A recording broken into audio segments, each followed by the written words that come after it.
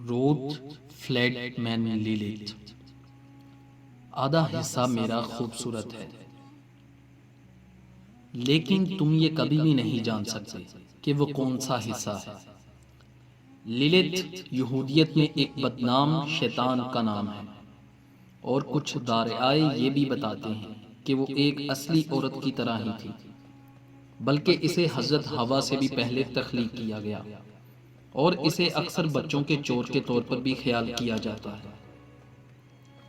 لیلیت کا مطلب ہے اندھیرا، ایسی عورت جو رات کے اندھیرے میں جذبات اور روحانیت کو جنم دیتی ہے، دہشت کو جنم دیتی ہے، ایسی دہشت جو سنسنی خیز ہے، ایسی عورت جو آزاد ہے، ایسی عورت جو بے لگام ہے۔ حال ہی میں لیلیت کا نظریہ خواتین کی آزادی کی علمبردار عورتوں نے اپنایا۔ ان عورتوں نے جو اچھی خواتین بنے نہیں رہنا چاہتی۔ لیلیت کا تصور قدیم مشرقی تہذیب کی کہانیوں میں ملتا ہے۔ لیلیت کا پہلا تصور سمیرین تہذیب کی نظم دی ڈیسنٹ آف انانا، جس میں سمیرین تہذیب کے ناانصاف رویوں کی عکاسی کی گئی ہے۔ اس نظم کو قبل 3000 مسیح لکھا گیا تھا، جبکہ لیلیت کا دوسرا تصور السلان تاش کے قدیم مقام سے اجاگر ہوا، جہاں ایک تختی ملی جس پر لکھا تھا، اے لیلیت، ایک تاریک کمرے میں اڑنے والی، ایک دفعہ یہاں سے چلے جاؤ۔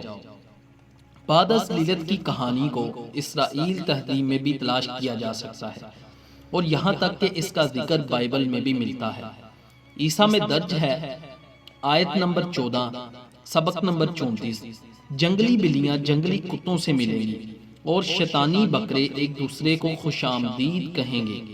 یہ وہ جگہ ہے جہاں لیلیت لیٹے گی اور اپنے لیے آرام کی جگہ پائے گی۔ کچھ تصورات میں لیلیت کو رات کو جاگنے والے الو کے طور پر بھی تصور کیا جاتا ہے، اور کچھ کہتے ہیں الو کے ساتھ مماثلت دینے کا مقصد صرف اور صرف یہ ہے اسے شیطان کے ساتھ تشبیہ دی جائے۔ ایک کٹورا دریافت ہوا جو کہ پہلی صدی عیسوی کا ہے، جس میں عبرانی زبان میں کنندہ تحریریں ہیں۔ یہ کٹورا پہلی صدی عیسوی میں ایک گھر کو لیلیت سے پاک کرنے کے لیے بنایا گیا۔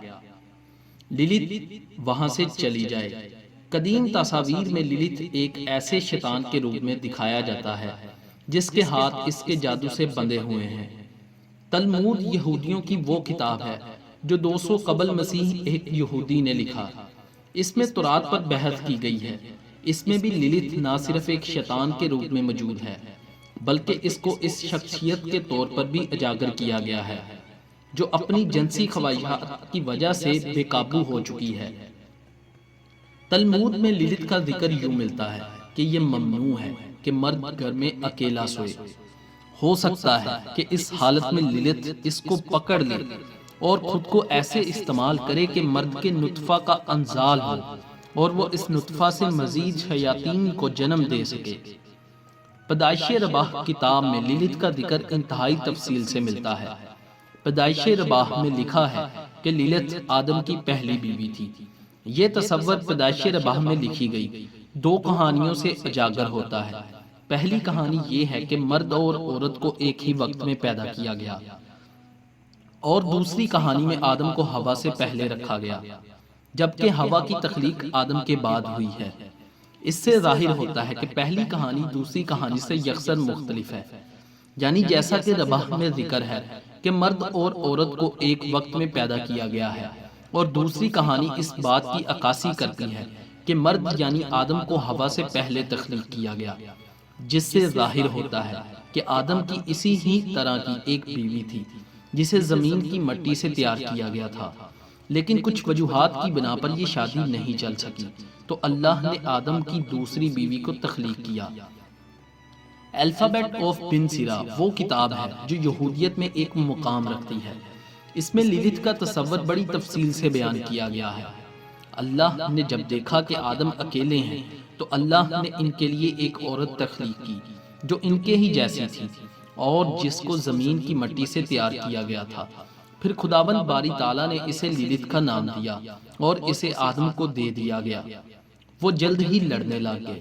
آدم نے کہا تم میرے نیچے لیٹ جاؤ، اور لیلیت نے کہا کہ تم میرے نیچے لیٹ جاؤ، کیونکہ ہم دونوں برابر ہیں اور ہم دونوں ہی زمین کی مٹی سے پیدا کیے گئے ہیں۔ دونوں نے ایک دوسرے کی بات ماننے سے انکار کیا۔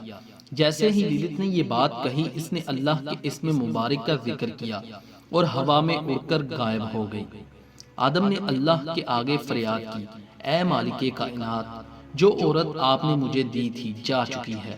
اللہ نے اپنے 3 فرشتوں کو اس کی طرف بھیجا اور کہا کہ لیلیت کو واپس لے کر آؤ اگر وہ آنا چاہے، اور اگر وہ آنے سے انکار کرے تو اس کی مرضی کے خلاف اس کو مت لے کر آنا۔ 3 فرشتے گئے اور لیلیت کو تلاش کرنا شروع کیا۔ آخر کار وہ انہیں سمندر کے اس حصہ کے پاس ملی جہاں پر مصر کے لوگ غرق ہوئے تھے۔ انہوں نے اسے پکڑا اور کہا، اگر تم ہمارے ساتھ جاؤ گی تو یہ بہتر ہوگا، اگر نہیں جاؤ گی تو ہم تمہیں اسی سمندر میں غرق کر دیں گے۔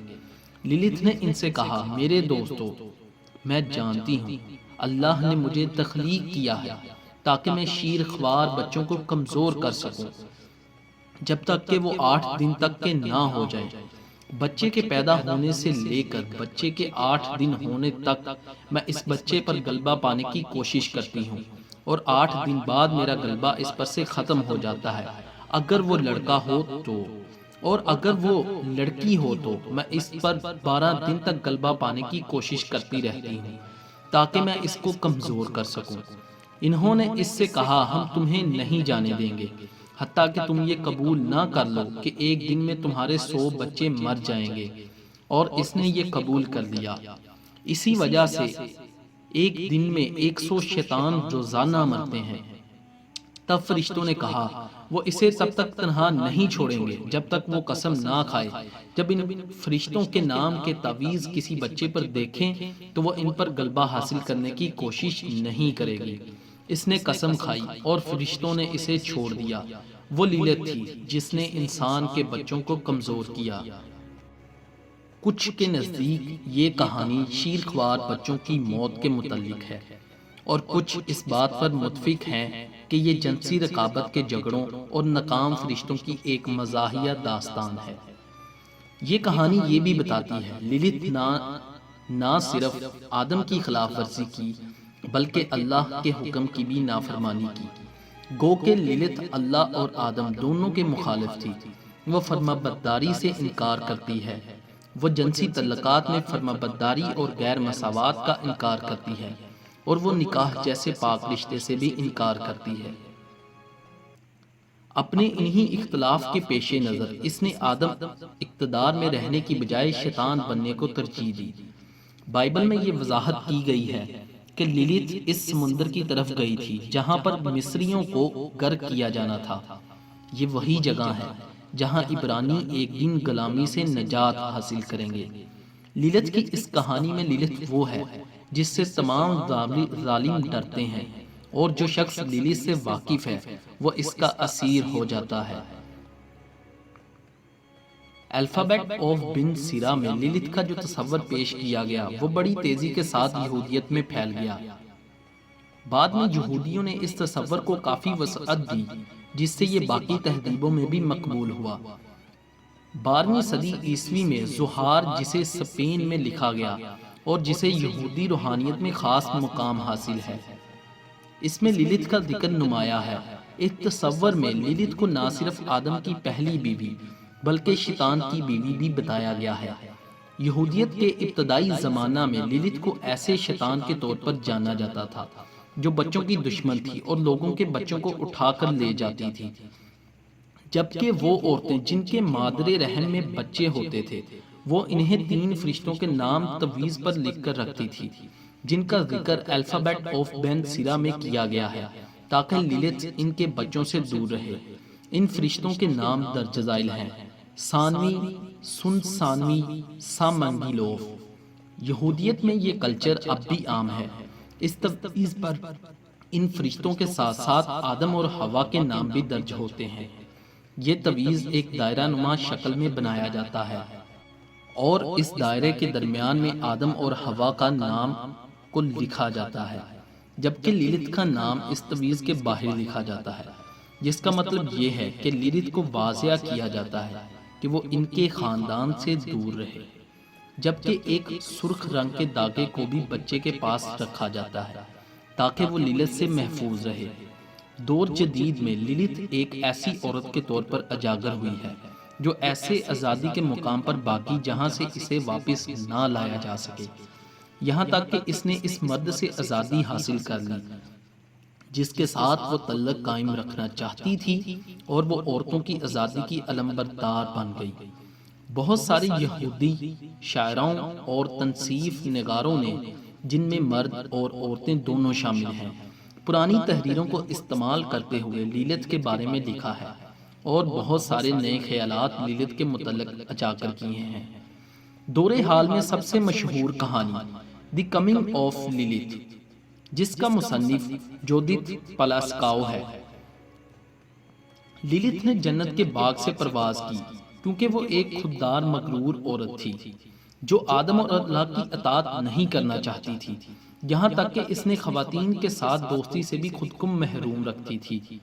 تاہم لیلت دوبارہ جنت کے باغ میں سانپ کی شکل میں گئی اور حضرت حوا سے دوستی کی خواہش ظاہر کی، جبکہ حوا اس بات کو جانتی تھی کہ لیلت شیطان ہے۔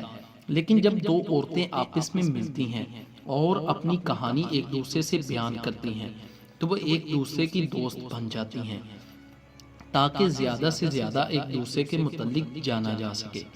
لیلت کی شہرت اب دنیا میں پھیل چکی ہے، جس کا اندازہ آپ یہاں سے کر سکتے ہیں کہ لیلت کے نام سے میوزک کنسرٹ کیے جاتے ہیں اور اس کے نام سے ایک میگزین بھی شائع کی جاتی ہے۔ لیلت کو آزادی کے لیے جدوجہد کرنے والی ایک عظیم عورت کے طور پر بھی مانا جاتا ہے، جبکہ کچھ لوگ اس بات کے سخت خلاف ہیں کہ ایک شیطان کو اس طرح سے اہمیت دی جائے یا لیلت کو دوبارہ وہی جگہ دی جائے جو اس نے چھوڑ دی تھی۔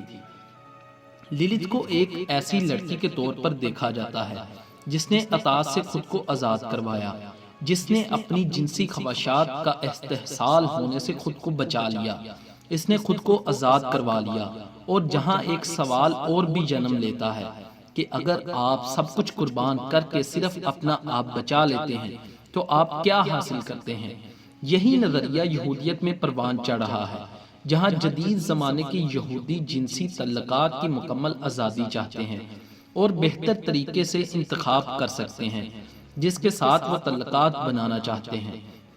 لیلت ہماری زندگی کا وہی حصہ ہے جو آزادی اور ان خواہشات کی نمائندگی کرتا ہے جو ہر انسان کے اندر کہیں نہ کہیں پائی جاتی ہیں۔ یہاں یہ بات بھی قابل ذکر ہے کہ لیلت کا تصور یہودیت، عیسائیت اور دوسرے تہذیبوں میں تو موجود ہے، لیکن اس میں قرآن اور احادیث میں اس کی کہیں بھی وضاحت نہیں ملتی کہ لیلت جیسا کوئی تصور ہے، جبکہ اسلام میں تخلیق حوا اور تخلیق آدم کا تصور بڑی وضاحت کے ساتھ بیان کیا گیا ہے۔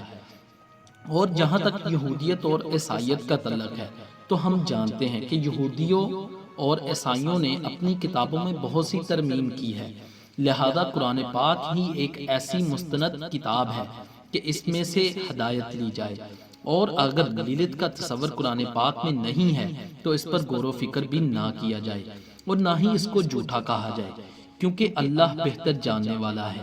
بے شک دنیا کا تمام علم اس کی دسترس میں ہے، اور قرآن پاک کی طرح ہمارا یہ بھی پختہ ایمان ہے کہ تورات، زبور اور انجیل اللہ کی نازل کردہ پاک کتابیں ہیں اور کلام باری تعالیٰ ہیں۔